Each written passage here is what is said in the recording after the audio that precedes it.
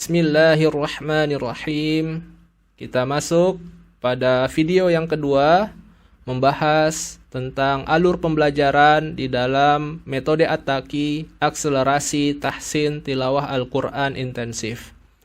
Insyaallah ketika seseorang menyelesaikan 6 bab ini, maka ini menjadi langkah awal untuk bisa fasih membaca Al-Quran. Tentu setelahnya ada proses latihan, proses pembiasaan, sehingga apa yang sudah dipelajari bisa diterapkan ketika tilawah Al-Quran.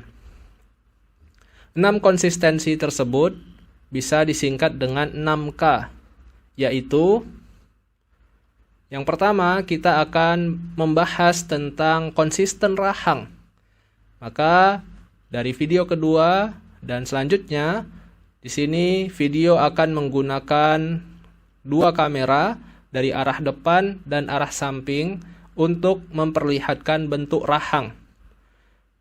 Bab yang pertama ini adalah pondasi penting agar kita bisa mengucapkan setiap huruf di dalam Al-Quran dengan fasih. Karena huruf di dalam Al-Quran terikat dengan kaedah tafkhim dan tarqiq, tebal dan tipis. Sedangkan huruf-huruf dalam bahasa Indonesia yang kita gunakan sehari-hari adalah huruf yang tidak mengenal tentang konsep tebal dan tipis.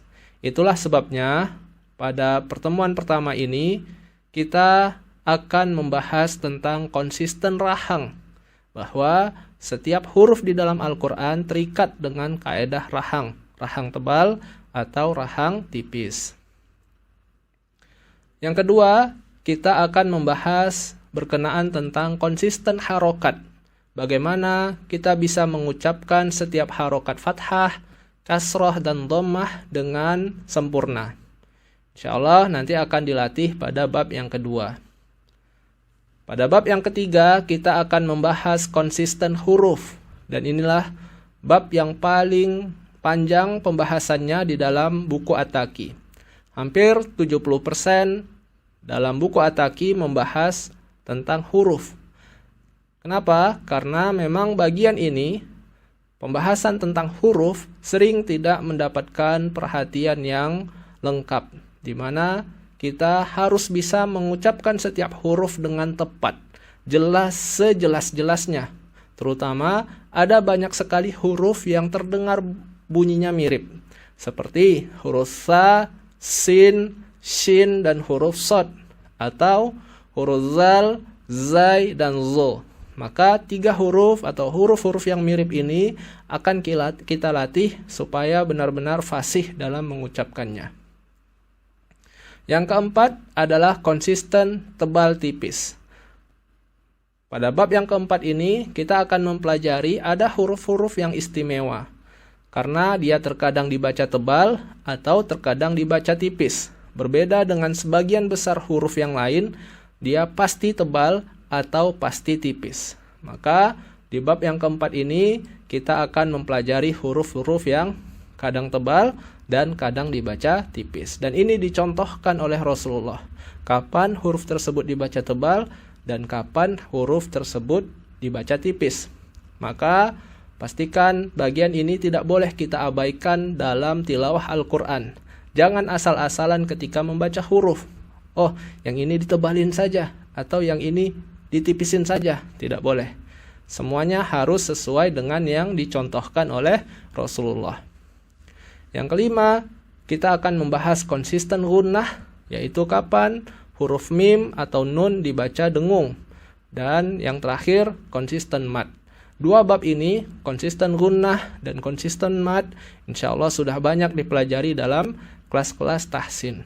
Maka di dalam kelas At-Taki, fokus utamanya adalah pada bab 1-4. Konsisten rahang, harokat, huruf, dan tebal tipis. Karena bagian ini sering tidak dibahas secara lengkap. Maka insyaallah kita akan melatih bagaimana kita bisa mengucapkan setiap huruf di dalam Al-Quran dengan jelas sejelas-jelasnya seperti yang dicontohkan oleh Rasulullah Sallallahu Alaihi Wasallam. Mari kita lihat diagram berikut ini.